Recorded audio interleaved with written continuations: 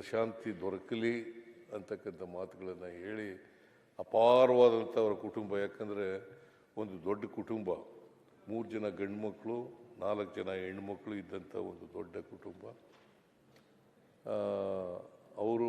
ಅವ್ರನ್ನೆಲ್ಲ ಅಗಲಿದ್ದಾರೆ. ಭಾಳ ದೊಡ್ಡ ಸಾವಿರಾರು ಲಕ್ಷಾಂತರ ಅಭಿಮಾನಿಗಳನ್ನು ಅಗಲಿದ್ದಾರೆ. ಸೊ ಅಂಥವರು ನಮ್ಮನ್ನು ಇವತ್ತು ನಮ್ಮಿಂದ ದೂರ ಆಗಿದ್ದಾರೆ. ಮತ್ತು ಸಿಟ್ಟಿಂಗ್ ಮೆಂಬರು ನಿನ್ನೆ ನಾನು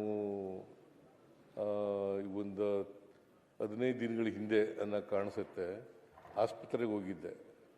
ಅಷ್ಟೊತ್ತಿಗಾಗಲೇ ಅವರು ಮಾತಾಡೋ ಪರಿಸ್ಥಿತಿಯಲ್ಲಿ ಇರಲಿಲ್ಲ.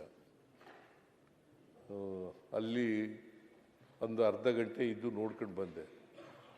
ಸೊ ಅಂಥವರು ನಮ್ಮನ್ನು ಅಗಲಿದ್ದಾರೆ. ಅವರ ಆತ್ಮಕ್ಕೆ ಚಿರಶಾಂತಿ ದೊರಕಲಿ.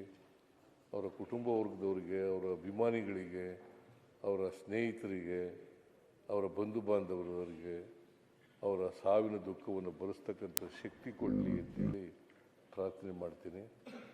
ಸೊ ನಾನು ಇವತ್ತು ಅರ್ಜೆಂಟ್ ಆಗ್ತದೆ ಅಂತೇಳಿ ನಾನು ಭಾವಿಸ್ಕೊಂಡಿದ್ದೇನೆ. ಯಾಕಂದರೆ ಸಿಟ್ಟಿಂಗ್ ಮೆಂಬರ್ ಆಗಿರೋದ್ರಿಂದ ಇವತ್ತು ಅರ್ಜೆಂಟ್ ಆಗ್ತದೆ ಅಂತ ಭಾವಿಸ್ಕೊಂಡಿದ್ದೇನೆ. ನಾನು ಇದಾದ ತಕ್ಷಣ ಸಂತಾಪ ಆದ ತಕ್ಷಣ ನಾನು ದಾವಣಗೆರೆಗೆ ಕೂಡ ಹೋಗ್ತಾ ಇದ್ದೀನಿ. ಲೇಟೆಸ್ಟ್ ಹಾಗೂ ಇಂಟ್ರೆಸ್ಟಿಂಗ್ ಸುದ್ದಿಗಳಿಗಾಗಿ ಬಾಸ್ ಟಿವಿ ಕನ್ನಡ ಚಾನೆಲ್ನ ಸಬ್ಸ್ಕ್ರೈಬ್ ಮಾಡಿ. ಹಾಗೆಯೇ ಬೆಲ್ ಐಕಾನ್ ಪ್ರೆಸ್ ಮಾಡಿ. ಇದರ ಜೊತೆಗೆ ಫೇಸ್ಬುಕ್, ಇನ್ಸ್ಟಾಗ್ರಾಮ್, ಎಕ್ಸ್ನಲ್ಲೂ ಮಿಸ್ ಮಾಡದೆ ಫಾಲೋ ಮಾಡಿ.